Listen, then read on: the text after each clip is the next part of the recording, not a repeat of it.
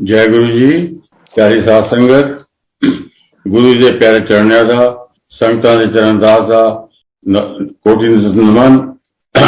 आज शुक्राना सतगुरु का ये सौभाग्य प्राप्त हुआ कि ये दास ये अपना जो सत्संग है आप सारी संगत के साथ शेयर करें। प्यारी साध संगत, इससे पहले ये मैं सत्संग आप सबके साथ संगत के साथ शेयर करूं, अपनी जीवन की वो कुछ घटनाएं जब गुरु जी ने मुझे अपने डिवाइन फोल्ड में 19 जुलाई 2000 को डिवाइन फोल्ड में लिया तो उससे का कुछ हिस्सा बताना बहुत जरूरी है। 1996 में मुझे एक बहुत बड़ा नुकसान हुआ और मैंने अपनी सब फैक्ट्रियां वगैरह बेच के मैं सड़क पर आ गया और एनआरआई कॉम्प्लेक्स गेटर क्लास 4 में मैंने एक लोअर ग्राउंड फ्लोर परचेज किया। प्यारी साध संगत, 2005 में जनवरी के महीने में मुझे एक हार्ट अटैक हुआ। एस्कॉट हॉस्पिटल दिखाया गया, चेक ईसीजी की और उसके बाद ईसीजी करने के बाद उन्होंने एंजियोग्राफी की बोला, मैंने मना कर दिया क्योंकि मेरे पास फंड नहीं थे और उन्होंने अगर उसमें कुछ निकाल दिया तो इस बॉडी को डिस्चार्ज करना भी मुश्किल हो जाएगा।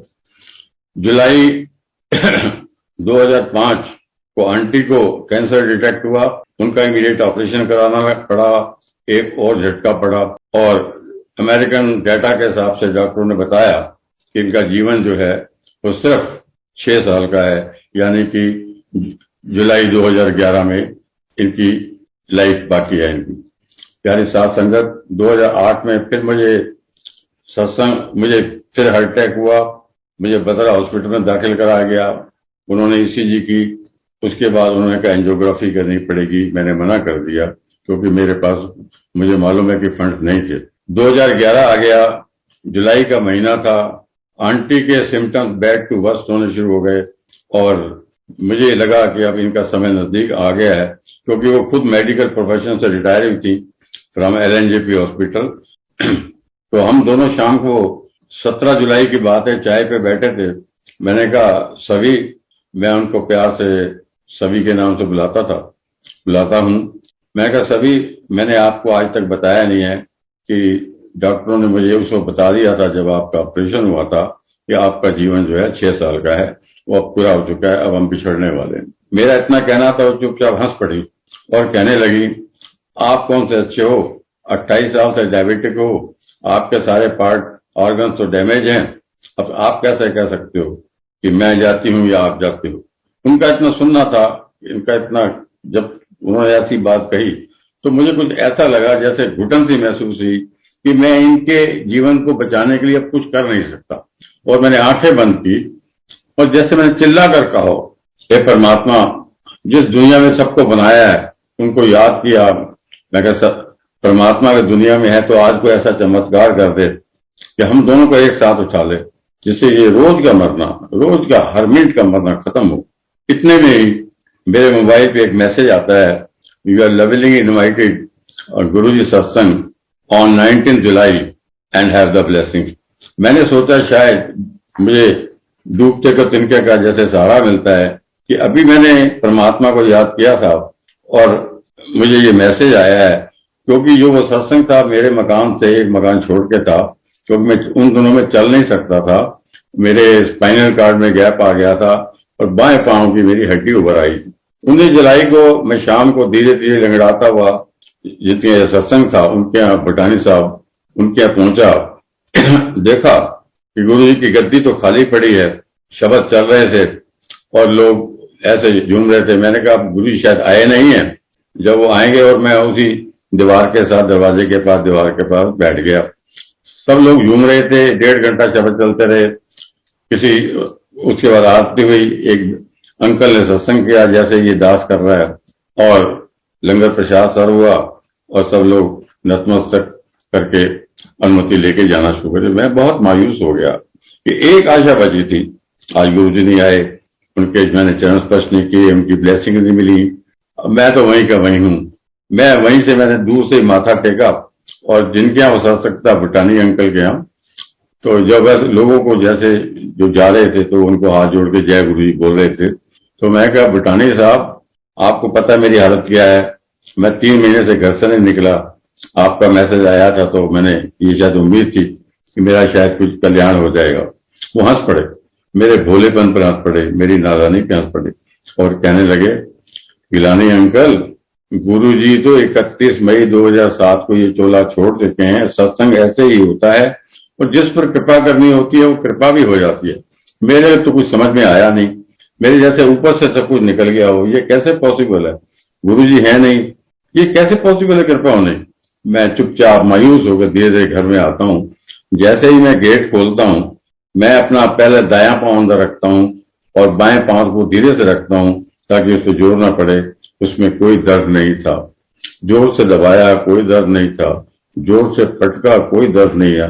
पैंट उठा के देखा तो हड्डी गायब थी। मिराकल।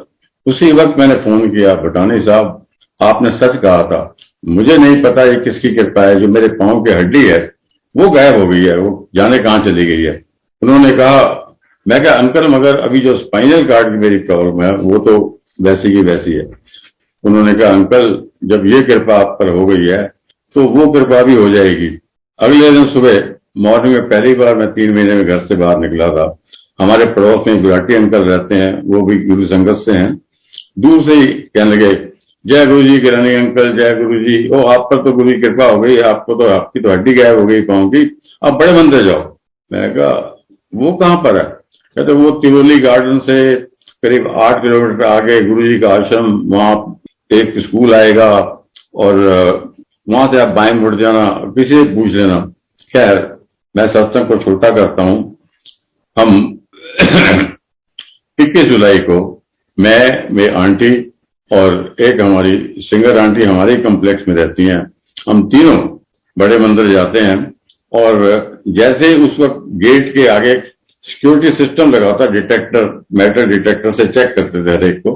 तो जैसे ही मैं उस गेट से बाहर आया तो आप देखेंगे कि गुरुजी का जो ऑफिस है वो साथ में ऑफिस है। वहां एक आंटी खड़ी, दूध की तरह सफेद, व्हाइट कपड़े पहने हुए, सिर्फ उनके पर नहीं थे। मैं आज भी उनको परी आंटी कहता हूँ। आंटी ने हाथ जोड़ के कहा, अंकल आप पहली बार बड़े मंदिर आए हैं? मैं जी आंटी, आइए मैं आपको परिक्रमा कराती हूँ। मैंने सोचा शायद मैनेजमेंट की कोई ये व्यवस्था है कि जो पहली बार संगत आती होगी, ये मेरे भाव थे कि उनको ये परिक्रमा बड़े मंदिर की कराते होंगे। हमको परिक्रमा कराई गणेश जी की, समाधि में परिक्रमा हमने लगाई, वो बाहर खड़ी रही। उसके बाद शिव जी की परिक्रमा कराई और जहाँ वो सीढ़ियां हैं जब हम चढ़ते हैं गुरु जी के भवन की तरफ, वहां आके हाथ जोड़ के खड़ी हो गई। अंकल मुझे गुरु जी का आदेश यहीं तक है, इसके बाद आपका 1-on-1 कनेक्शन, आंटी जो आई है उनका 1-on-1 कनेक्शन, जो आपकी आंटी है उनका 1-on-1 कनेक्शन यहाँ से अब शुरू होता है। और वो हाथ जोड़ते वहां से अंतर ध्यान हो गई, वो मुझे नजर नहीं आई। प्यारी साथ संगत, उस दिन से लेके आज तक मैंने उस आंटी को ना तो कभी बड़े मंदिर में देखा है, ना कभी एम्पायर स्टेट में देखा है, ना मैंने उनको डुगरी मंदिर में देखा है, ना मैंने कभी जलंधर मंदिर में देखा है, ना मैंने इतने सत्संग गुरु जी ने कराए हैं, मैंने कहीं भी उस आंटी को दोबारा आज तक नहीं देखा है। प्यारी साथ संगत, हम थोड़ा सा आगे बढ़ते हैं। प्यारी साथ संगत, इस तरीके से हमें ये गुरु जी ने हमारे कॉम्प्लेक्स में से एक बिटिया दी, जिसका संगीता आंटी उनका नाम है। उन्होंने बड़े मंदिर मुझे ले जाना, क्योंकि मैं क्रॉनिक डायबिटिक था, और वो मेरी दवाइयां अपनी गाड़ी में ले जाना और धीरे धीरे मुझे वहां के और सत्संग में ले जाना शुरू किया। और इस तरीके से मैं गुरु जी की ऐसा महसूस कर रहा जैसे गुरु जी मेरे आसपास ही रहते हैं। ये 17 अगस्त की बात है 2011 की, कि एक दिन शाम को मेरे घुटने में दर्द उठता है और तो आंटी ने मुझे आयोडेक्स के पेन किलर वगैरह दिए, पर उससे एक थोड़ा रिलीफ हुआ। रात को 2:30 बजे एक्यूट पेन उठा। आंटी खराटे ले रही थी और बच्चे ग्रैंड चिल्ड्रन सोए हुए थे। अगर मैंने कहा आंटी को जगाता हूँ, इनकी नींद खराब होगी, बच्चों ने, ग्रैंड चिल्ड्रन ने स्कूल जाना है, उनका स्कूल खराब होगा। मैं धीरे धीरे धीरे अपने लॉन्च के अंदर गुरु जी का जहाँ स्वरूप लगा हुआ था, मैं वहां पहुंचता हूँ। मैं कहा सतगुरु मेरे को दर्द बर्दाश्त नहीं होता, या से मैंने चुक लो या मैंने ठीक कर दो। इतना कहना था कि गुरु जी के चेहरे पे हल्का सा ग्लो आता है और एक आवाज आती है, ओम प्रकाश दुखी ना हो, मंजे से जा, सज्जी लत न कभी लत न चुप, सीधा होकर लेट, सतवारी मंत्र जाप कर ठीक हो जाएगा। इतना उनका कहना था कि अब धीरे से ग्लो खत्म हो जाता है और मैं वापस आकर अपने बेड के ऊपर दाई टांग से बाई टांग को सीधा करता हूं और मंत्र जाप शुरू किया। ओम नमः शिवाय शिवजी सदा सहाय, ओम नमः शिवाय गुरुजी सदा सहाय। मुझे याद है 4 दफा मैंने मंत्र जाप किया और जैसे ही 5वीं दफा मैंने मंत्र जाप के मुंह खोला, मेरी आंखें धीरे धीरे धीरे बंद होनी शुरू हुई और मैं डीप स्लीप पे चला गया। और थोड़ी देर बाद मैं देखता हूँ चारों तरफ मुझे नीला नीला नीला ही नजर आने लगा और थोड़ी देर में महसूस किया जैसे मेरे घुटने पे कोई हाथ फेर रहा है। When I got up in the morning, I was jumping with joy कि गुरुजी मेरे ठीक करता, और वो दर्द तब से लेके आज तक नहीं है। सारी साथ संगत और आगे बढ़ते हैं तो इस तरीके से मैं धीरे धीरे गुरुजी के बहुत क्लोज आता गया। और मुझे एक दिन ये बात है सितंबर कि मुझे पेन उठता है और मुझे हॉस्पिटल लेके जाते हैं, बतरा हॉस्पिटल। वहां जाके उन्होंने ईसीजी की और कहा जी एंजियोग्राफी करनी पड़ेगी। मैंने कहा वो मुझे मालूम है। प्यारी साथ संगत, मैंने गुरुजी को याद किया। मैं कहा गुरुजी की आदेश है, सुन तू 2005 च स्कॉट दाखिल होया सी, एंजियोग्राफी नहीं कराई सी, पैसे नहीं सी तेरे को। तू 2008 बतरा आया सी ताकि तू एंजियोग्राफी नहीं कराई सी, जा उन करा लै। एक डॉक्टर ने कुछ नहीं करना, जो करना है मैं करना है, और तेनू ये पता लगना चाहिए तेरी प्रॉब्लम है कि। प्यारी साथ संगत, एंजियोग्राफी होती है और रिपोर्ट आती है कि आर्टरी जो है इस कंडीशन में है कि ना तो हम इनका ऑपरेशन कर सकते हैं, ना कुछ स्टंट डाल सकते हैं। इनको कुछ दवाइयां ऐसी हैं जिसमें इनको सारी उम्र जब तक जीवन है उस दवाइयों पर रहना पड़ेगा। 7 दिन की दवाइयां दी, उसके बाद मेरे को बहुत ड्राउजीनेस हुई, साइड इफेक्ट हुए, और रिव्यू के लिए जब गया तो उन्होंने कुछ दवाइयां कम करके मुझे 1 महीने की दवाइयां दी और मैं वो 1200 रुपए की दवाइयां लेके घर आया। मैंने रात को गुरु जी को याद किया। मैं कहा सतगुरु ये तो बड़ा दवाइयां बड़ा बुरा असर है, तेन मैं मना किया सी, तू कोई दवाई नहीं खानी, तेन कोई दवाई की लोड़ नहीं, जा ए लिफाफा जाके जरा किचन डस्टबिन पे उसे पा के आ, तेन कोई दवाई की लोड़ नहीं। प्यारी साथ संगत, अक्टूबर 2011, नवंबर 2011, दिसंबर 2011, जनवरी 2012, फरवरी 2012, I was without any medicine except 1 tablet a day of 0.75 milligram, which was costing me about 8 rupees per month. 29 फरवरी को फिर एक जोर से दर्द उठता है और आंटी जी कहने लगी चलो आपको हॉस्पिटल ले चलते हैं, दवाइयां खाते नहीं, रोज गुरु जी करते रहते हो, ये तो होना ही थी, चलो हॉस्पिटल। मैं कहना नहीं, मैं अस्पताल नहीं जाना। हूँ आने तो गुरु जी लैके जाएंगे। रात के 11:30 बजे मैंने फिर सतगुरु को याद किया। मैं गुरु जी ये 5 महीने ठीक रखना थी, की लोड़ थी, मैं तो इतने भी थोड़े चढ़ना ही थे, उत्ते भी थोड़े चढ़ना ही। इतने सब प्यारी साथ संगत, उनका चेहरा ऐसा लाल सुर्ख हो गया और गुस्से में जोर से बोले चलो मेरे तक अलग विश्वास नहीं है, एंड डिसअपीयर्ड। प्यारी साथ संगत, रात के 2:30 बजे एक पिलर है और उस पिलर के पीछे आंटी मेरी डेड बॉडी लेने के लिए खड़ी हुई है और मैं 12 कदम पे खड़ा हूं। मुझे मालूम है कि मेरा जीवन ये सिर्फ 12 कदम का है। मैं पहला कदम रखता हूं और मंत्र जाप करता हूं, ओम नमः शिवाय शिवजी सदा सहाय, ओम नमः शिवाय गुरुजी सदा सहाय।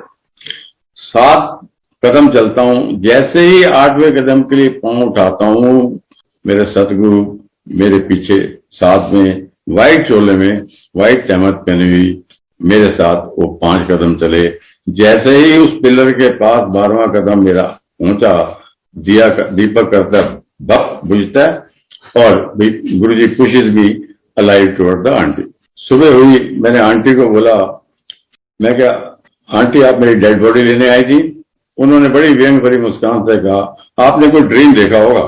वो नहीं मानती थी गुरुजी को, वो कैसे, क्योंकि मेडिकल प्रोफेशन से वो लिप्त थी, वो नहीं मानती थी।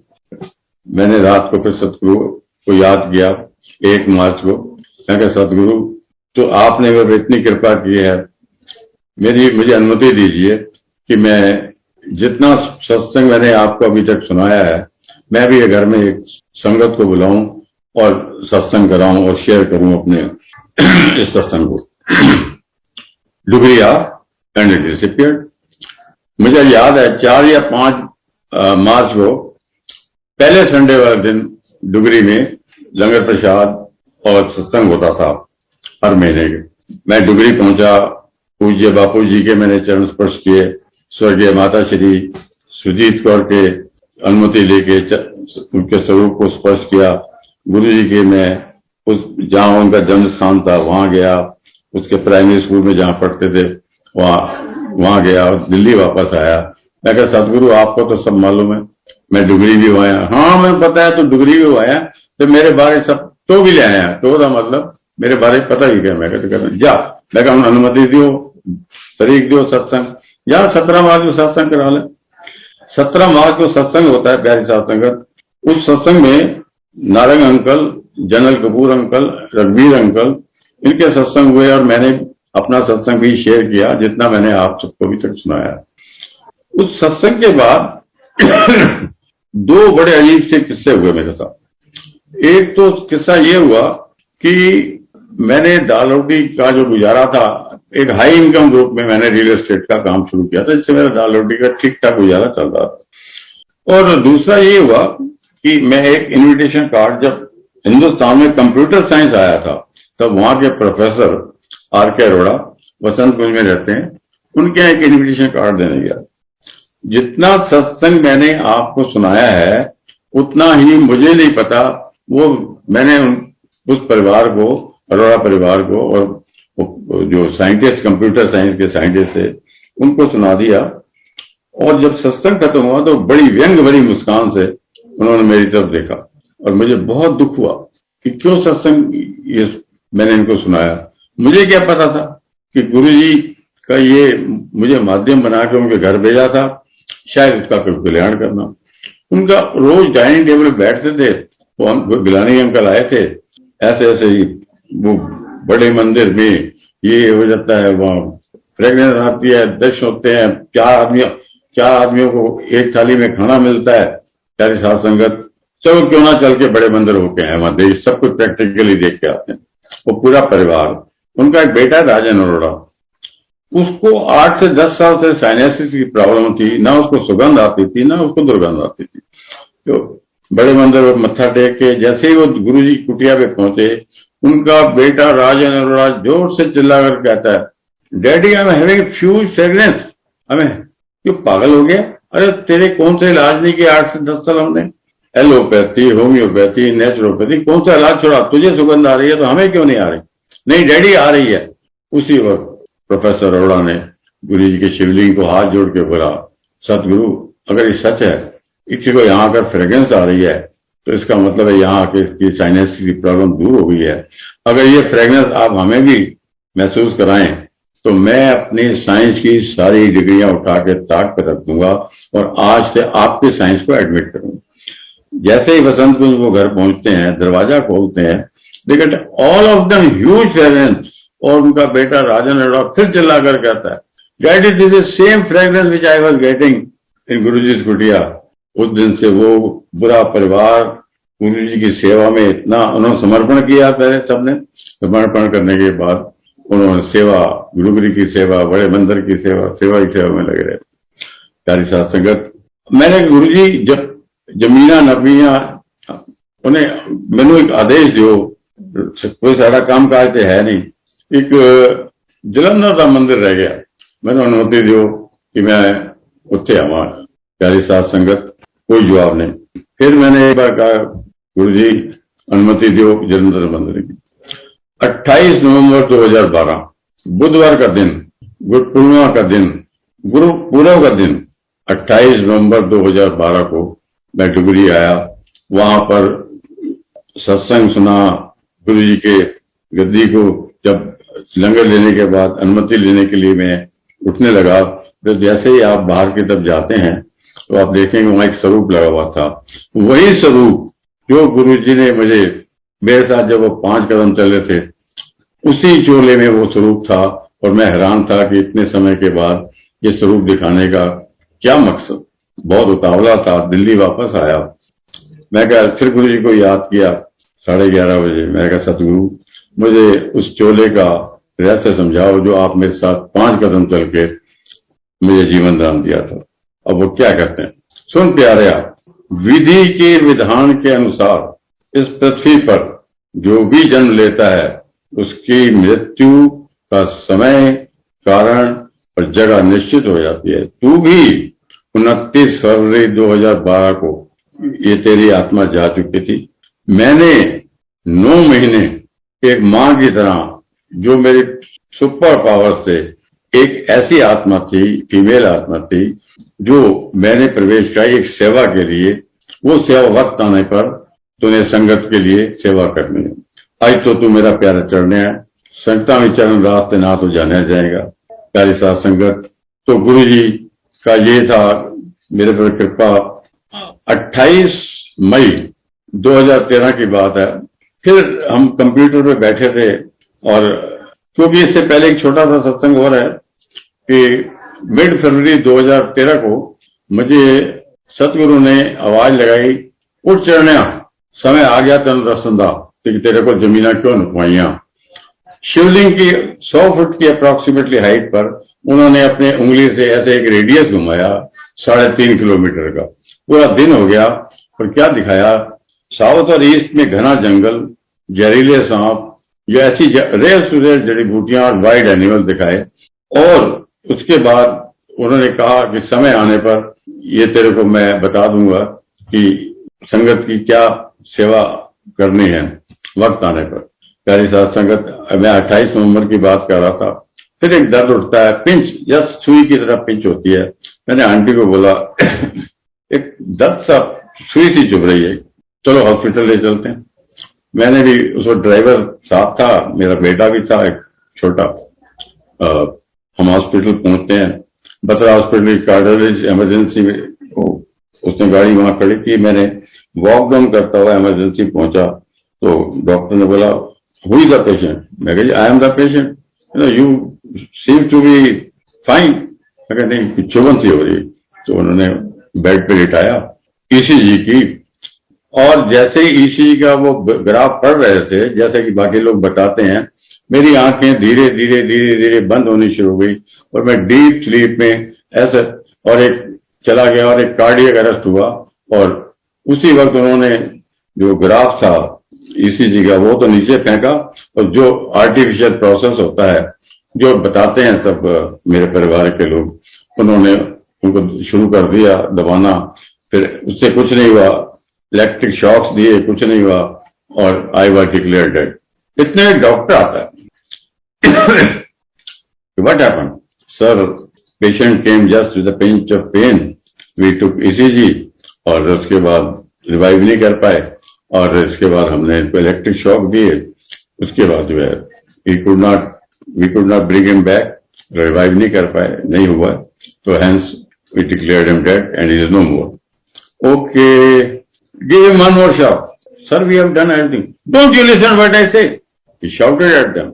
उन्होंने फिर प्लेट लगाई, शॉक दिया। प्यारी साध संगत, मुझे अच्छी तरह याद है, मेरी बॉडी एक झटके से ऐसे करीब 8 इंच ऊपर, 8-10 इंच ऊपर ऐसे आई, and I went back and I open my eyes. सामने मैं देखता हूं मेरे प्यारे सदगुरु, व्हाइट कोट, स्टेथोस्कोप लगाया हुआ, और एक भीनी स्माइल दी, एंड इट डिसअपीयर्ड। प्यारी साध संगत, आगे का सत्संग भी बड़ा अजीब सा है, और के सब एविडेंस रिकॉर्ड्स हैं। उन्होंने कहा मैं इमरजेंसी ऑपरेशन करना पड़ेगा, कल स्टेबल करेंगे। मैंने मना कर दिया, और मैंने अपने बड़े बेटे को बोला कि मुझे मैक्स हॉस्पिटल में शिफ्ट करो। मैं वहां से लामा डिस्चार्ज होकर मुझे मैक्स हॉस्पिटल में ले गए, और वहां जो मैक्स हॉस्पिटल के एनसीआर के हेड हैं डॉक्टर राजेश मल्होत्रा, उन्होंने, वो मेरे जान पहचान के भी हैं, तो उन्होंने, गुलाम साहब क्या हो गया? मैं कहा ये आपके सामने। ओके, उन्होंने मुझे बैलूनिंग वगैरह की, और उसके बाद उन्होंने कहा हम कल आपका ऑपरेशन करेंगे, यानी कि 30 मई को आपका ऑपरेशन होगा। और उस सुबह करीब 7:30 या 8:30 बजे मेरा ऑपरेशन शुरू हुआ, और उन्होंने मेरे लंग्स और हार्ट को, उसमें कोई मशीनें आई थी नई टेक्नोलॉजी की, उस पर डाल दिया गया। और जैसे ही उन्होंने कट करना शुरू किया, तो बाहर रघुवीर अंकल खड़े थे। वो आंटी को फोन करके बोलते हैं लॉन्ज में कि आंटी घबराना मत, गुरुजी खुद खड़े होकर ऑपरेशन करा रहे हैं, वो ठीक होके आएंगे। 7.5 घंटे ऑपरेशन चलता है एंड डॉक्टर आके बाहर कहता है, और जबकि उस मशीन की जो कैपेसिटी है वो 8 घंटे तक लंग्स और हार्ट को मेंटेन करने की होती है। मैं 5 जून को वहां से डिस्चार्ज होके वापस घर आया, फिर रिवाइव के लिए गया। तो डॉक्टर रजनीश मल्होत्रा कहते हैं कि गिलानी साहब आप क्या किसी को मानते हैं? मैं कहा हाँ। मैंने किसको मानते हैं? मैंने जेब से पर्स निकाला, मैंने उसमें गुरु जी का स्वरूप था, ये मेरे सतगुरु हैं, ये मेरे माता हैं, मेरे पिता हैं, मेरे सब कुछ हैं। क्योंकि कह रहे जब मैं आपको पहला कट लगाया ही था तो जैसे मेरा हाथ किसी ने पकड़ा हुआ है। पहले तो मुझे कुछ अजीब सा लगा, तो फिर मैंने फिर शुरू किया तो फिर वो हाथ पकड़ा हुआ। अब मैं किसी और जो बाकी का वहां पर टेक्नीशियन, एनेस्थीसिया वाले या जो भी डॉक्टर या थे लोग, लेकिन से कुछ कहता हूं तो बड़ा अजीब लगा। मैंने कहा, तो डॉक्टर कहता है, मैंने कहा चल जो होना है तो मैं अपना काम करता हूँ, क्या मैं इस स्वरूप को टच कर सकता हूँ? मैं कहा पूछने वाली बात है। उन्होंने उसको टच किया। आज वो डॉक्टर के पास अपॉइंटमेंट के लिए भी 15-20 दिन का तो समय ही नहीं होता। प्यारी साथ संगत, हम वापस घर आते हैं और ठीक ठाक हूं। और उसके बाद ये जो सत्संग है वो एक ज्ञान है जो गुरुजी ने मुझे दिया। 19 जुलाई 2020 को आंटी का, हाँ, एक तो आंटी ने तब माना जब मैं रिवाइव हुआ, तो तब आंटी ने माना कि हाँ ये गुरुजी ही कर सकते हैं। उन्होंने अपने प्रोफेशन के दौरान जब वो जॉब में सर्विस में थी तो उन्होंने कई ऐसी डेथ देखी थी जो रिवाइव बहुत ही कम होते थे। तो 19 नवंबर 2020 की बात है।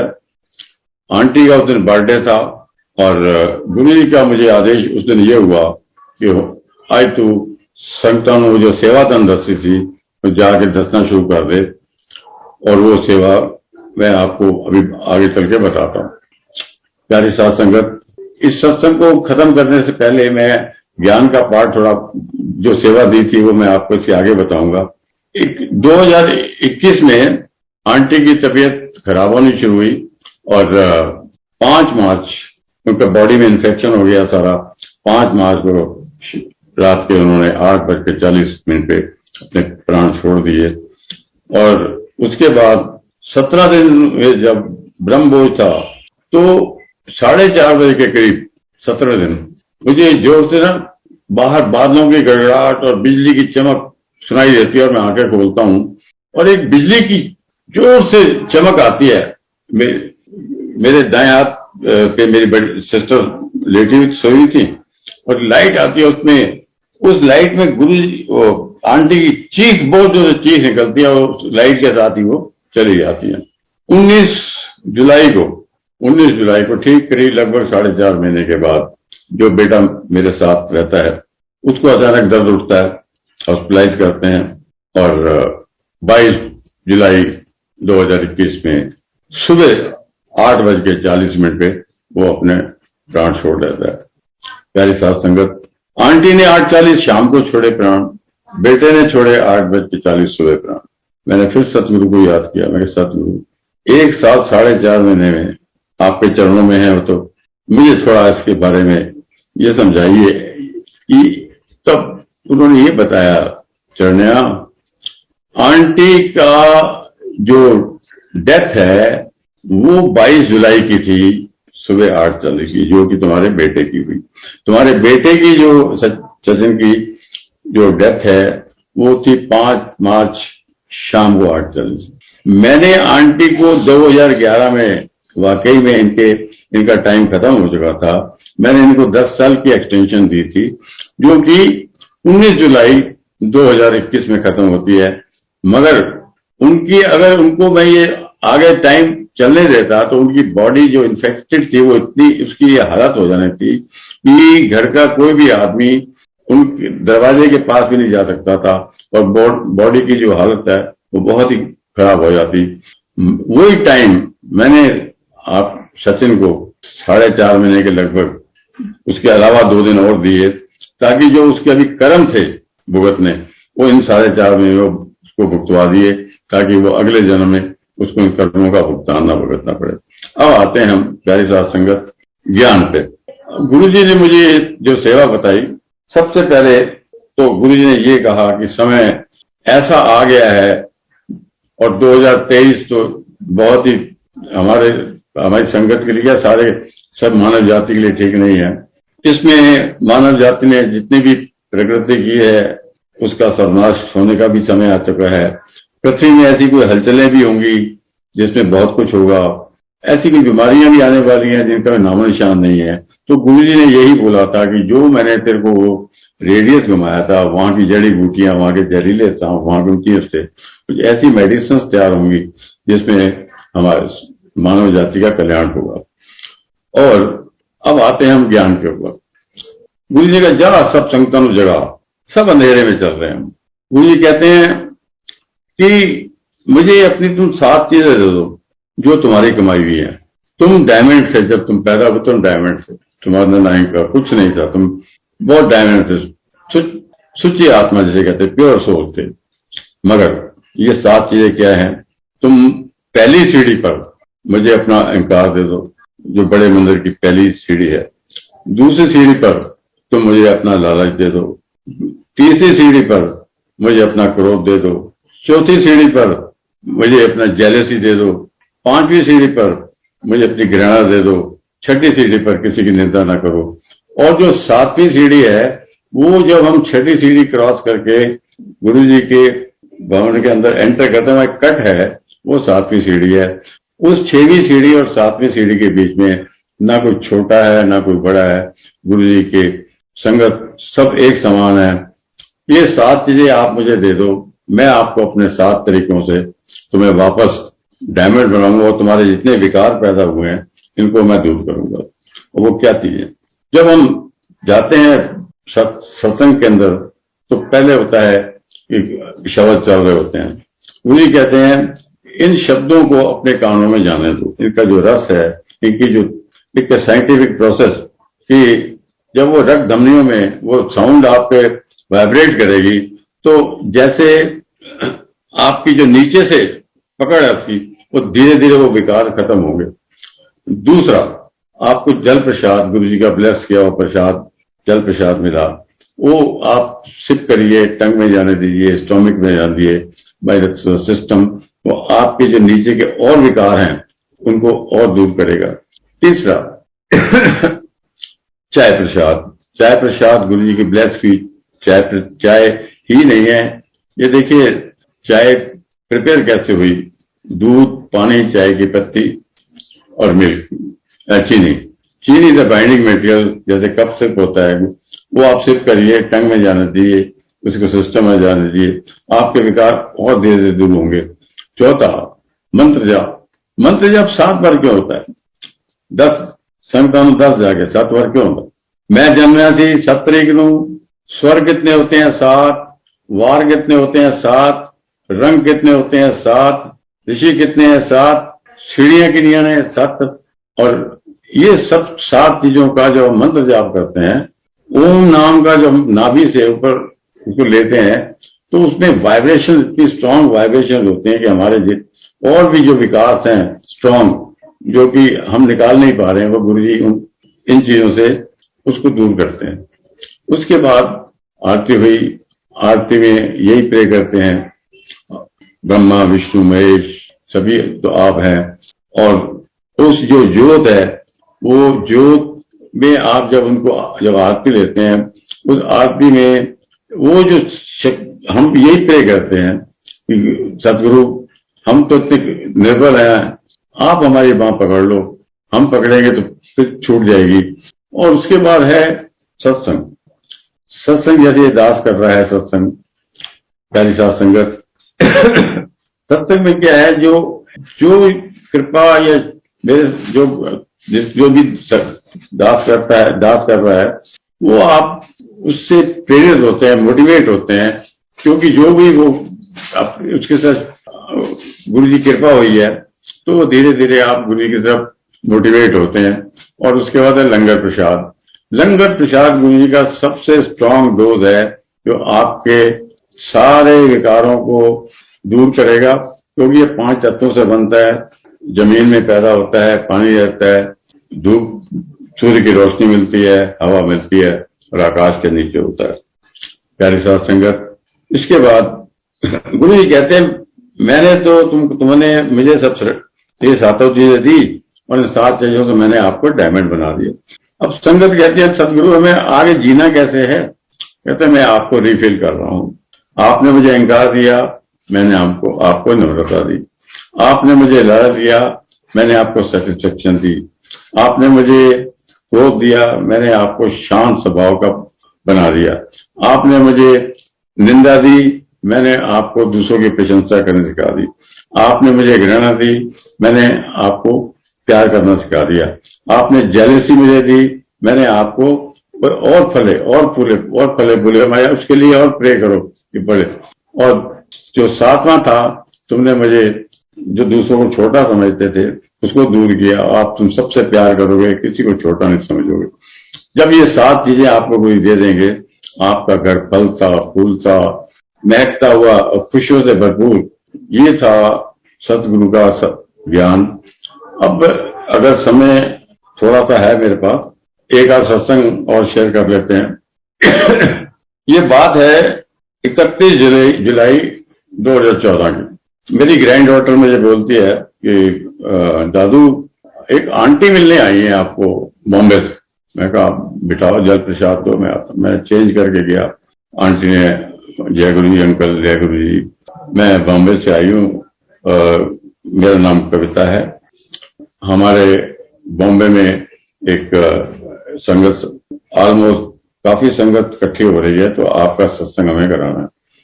तो उसमें जनरल होता है कि अभी 3 अगस्त यानी पहले संडे को, तो इन्होंने भी 3 तारीख बोला, 3 अगस्त को बोला, तो वो भी संडे था।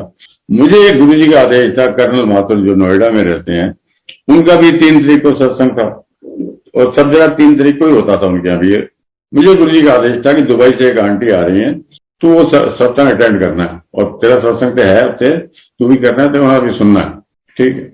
मैं कहा आंटी मुझे 2 मिनट का समय दो। मैं गुरु जी के आगे अपने स्वरूप पे खड़ा हो गया, ध्यान लगाया।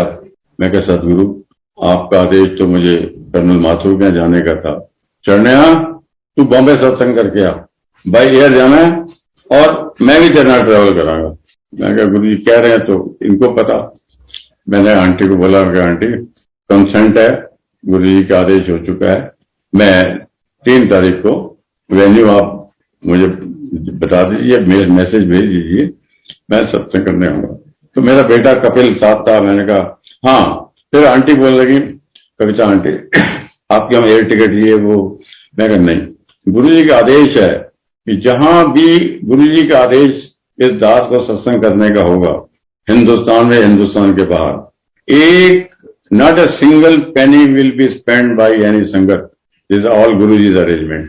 मैं कहा आप जाइए, दास वहां पर पहुंच जाएगा।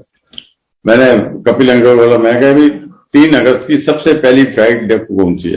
तो स्पाइस जेट की फ्लाइट थी, शायद 5:40 पे। हम एयरपोर्ट पहुंचे तो मैंने कपिल बेटे से बोला कि मेरे को ना बोर्डिंग विंडो वाली साइड देना, क्योंकि आई लाइक नेचर, मुझे अच्छा लगता है। और बादलों के ऊपर से नीचे बादल होते हैं, हम ऊपर होते हैं जहाज। बोर्डिंग करते हैं, आवाज आती है नाउ, जैसे वेलकम करते हैं कैप्टन जहाज का, तो जहाज टेक ऑफ करता है। हमारे आगे एग्जीक्यूटिव क्लास थी, तो मैं विंडो साइड पे था, इधर सेकंड पे कपिल मेरा बेटा था और 3rd सीट पे इकोनॉमी क्लास के अंदर एक आंटी बैठी थी। तो जैसे टेक ऑफ किया तो कपिल बेटा बोलता है डैडी आगे की 3 सीटें खाली पड़ी है एग्जीक्यूटिव क्लास की, तो क्यों ना मैं जाके विंडो साइड पे बैठ जाऊं। मैं कभी एयर होस्टेस से पूछ लो, अगर कोई उनको ऑब्जेक्शन नहीं है तो पूछा तो ठीक है बैठ जाइए आप। जैसे ही टेक ऑफ करता है, अनाउंसमेंट आती है कि now we are flying at the height of 32,500 feet and we are flying at the speed of 750 kilometre and we will landing at the Bombay airport in 1 hour and 50 minutes। तो मेरा ध्यान तो window की तरफ था, बाहर की तरफ देख रहा था मैं। तो जैसे मेरे को ना कंधे पे ऐसे किसी ने, अब वो बीच वाली सीट खाली हो गई, ऐसे मेरे कंधे पे जैसे किसी ने ऐसे थपकी मारी। तो मैंने कन्फ्यूज देखा, कोई अंग्रेज कौन बैठ गया आके मेरे साथ। मैं उससे बहुत, मेरे हेल्थ बहुत मोटापा था, पेट मेरा निकला हुआ था, अब तो क्या मैं आधा भी नहीं रह गया। और जब मैंने पूरी नजर घुमाई, देखा गुरु, मैं तो स्टंट, पेट निकला हुआ, लेग स्पेस बिल्कुल, और इधर गुरु ने ब्राउन पैंट पहनी हुई और वो व्हाइट पे रेड स्ट्रिप की उनकी शर्ट थी। अब पाँव मेरे, पेट इतना निकला, हाथ थोड़ा सा नीचे किया, चढ़ने तेन क्या थी मैं तेरे ट्रैवल करूंगा, मैं आ गया। चुप, हमारा शब्द अभी ये जैसे कि समझ ही नहीं आ रही थी क्या हो रहा है। इतने में पता नहीं गुरुजी क्या खड़े हुए और आंटी को बचाते हुए, तो स्पेस बहुत कम थी, लेग स्पेस, बचाते हुए कॉकपिट की तरफ चले, और उन्होंने आंखों से ऐसे पैसेंजर्स की तरफ देखा, और फिर कॉकपिट पे with in few second he disappeared. अभी 2 मिनट या 3 मिनट बीते होंगे मुश्किल से, फिर Guruji on the front side passengers की तरफ, और धीरे धीरे चलते हुए फिर आंटी को बचाते हुए तो मेरे साथ फिर बैठ गए। चढ़ने ये फ्लाइट कितने बजे लैंड करूंगी मुंबई एयरपोर्ट? मैं कहा जी 1 घंटा 50 मिनट नहीं, ये उन्हें 1 घंटा 40 मिनट लैंड करूंगी। मैं कॉकपिट जाके 10 मिनट एडवांस, स्पीड एडवांस कर आया। ठीक है, कोई जवाब हम क्या, गुरु जी को पता। जैसे ही थोड़ी देर, अभी गुरु जी का इतना कहना ही था कि कैप्टन की आवाज आती है कि very shortly will be landing at the Mumbai airport 10 minutes before schedule time, and I was surprise. Land करता है प्लेन, एक इंडिगो एयरलाइंस में मेरे अजीज हैं संजीव चोपड़ा पायलट। मैंने वैसे पूछा, मैंने कहा भाई बाद में पूछा कि यार क्या ऐसा पॉसिबल है? कहता हाँ होता है, दुबई में हम जाते हैं तो कई बार क्लियरेंस मिल जाती है, तो शेड्यूल टाइम से पहले भी लैंड कर जाते हैं। अब गुरु जी फिर गए, जैसे ही वो एंट्री, यानी जो बस लेके जाती है एंट्री पर जाते, गुरु जी फिर वहां खड़े हुए। It was raining like a cats and dog, heavily raining. खैर वी केम आउट, बाहर बारिश बहुत तेज, बाहर एक व्हाइट कलर की गाड़ी खड़ी हुई, शोफर, और गुरु जी के चरण स्पर्श किए। गुरु जी ने तुझे पीछे बैठो, दोनों आगे बैठ गए, और हम जो वेन्यू था उसके पास ही हमारा होटल बुक था, हम वहां पर जाकर उस 9 बजे हम, ठीक मेरा ख्याल है कि 9 बजे हम होटल पहुंच गए थे। तुझे आराम करो, वेन्यू थे, ठीक टाइम से सत्संग तक पहुंच जाना। इतने बाद पूरी अंकल है, उनका फोन आया, मेरा 11:45 का टाइम था, तो 12 बजे का सत्संग था वो शुरू। कि अंकल आप मना मत करना, हम गाड़ी भेज रहे हैं, आप बारिश बहुत तेज हो रही है, भीग जाओगे, या आपको सत्संग भी करना है। अन्य स्पॉन्सली मैंने भी कह दिया ठीक है अंकल भेज। तो 2 मिनट का रास्ता था उसे पैदल, क्या गाड़ी आई, हम गए। हम पहुंचे 12:08 या 10 सेकंड, सब दरवाजे बंद, एयर कंडीशन था पूरा वेन्यू जो था। उसके बाद हम बाहर खड़े रहे, और भी संगत खड़ी थी, बैंड बाजा अंदर, जैसे गुरु जी को आमंत्रित करते हैं तो बैंड बाजे के साथ करते हैं, वो चल रहा था। वो खत्म हुआ, दरवाजे खुले, लंबी लाइन में लगे, वहां गुरु जी पिंक चोले में विराजमान थे, चरण स्पर्श किए अपने। और जब वो शब्द खत्म हुए, आदेश हुआ कि Gilani uncle on right from Delhi to Bombay on the way, तो नाउ विल शेयर हिज सत्संग। मुझे 45 मिनट दिए गए सत्संग करने के लिए। उस 45 मिनट में जैसे ही वो 45 मिनट खत्म हुए, मेरी आवाज में इतना भारीपन आ गया, और अंदर से ऐसे लगा जैसे मेरे अंदर से गर्मी निकल रही है चेहरे पे। और मैंने उससे मुश्किल से इतना कहा कि मुझे 15 मिनट का समय और दिया जाए अगर इजाजत हो, तो मुझे समय दिया गया। और जैसे ही सत्संग खत्म किया तो कुछ संगत आके चारों तरफ से घेरा डाल दिया मुझे। मैं कहा अंकल आंटी क्या हुआ? कहते हम बता नहीं सकते कि हमने क्या देखा है। मैं अपने बेटे से पूछा, मैं क्या हुआ था? कहता आपका चेहरा इतना लाल, जैसे लाल बिल्कुल तपा हुआ, और आपकी आवाज में बहुत भारीपन आ गया था। मैं सत्संग खत्म हुआ, अनुमति ली, वापस अपना दिल्ली आए। प्यारी साथ संगत, इस सत्संग को मैं वाइंड अप करूं उससे पहले गुरु जी कि आप मंडे वाले दिन बड़े मंदिर जाइए, किसी भी समय, जो भी समय वहां का है, अपने आप को, अपने जो आपके कमाई है 7 चीजों की, उन सब सीढ़ियों पर उनको छोड़ते हुए गुरु जी को समर्पण करिए। और उसके बाद देखिए आपका बाकी का जीवन खुशियों से भरपूर, आपका परिवार, आपके बच्चे खुशहाल होंगे, फलते फूलते होंगे। इसी के साथ गुरुदा प्यारा चरणिया संताना चरणदास अपने सत्संग को विराम देता है। और यही मैं फिर से विक्रम अंकल का, मैनेजमेंट का, बड़े मंदिर के मैनेजमेंट का बहुत बहुत शुक्रिया अदा करता हूं कि आज ये मुझे एक अवसर प्राप्त हुआ कि जो गुरु जी का दिया हुआ एक ज्ञान कि जो मैंने आपके साथ शेयर किया। इसी के साथ जय गुरु जी।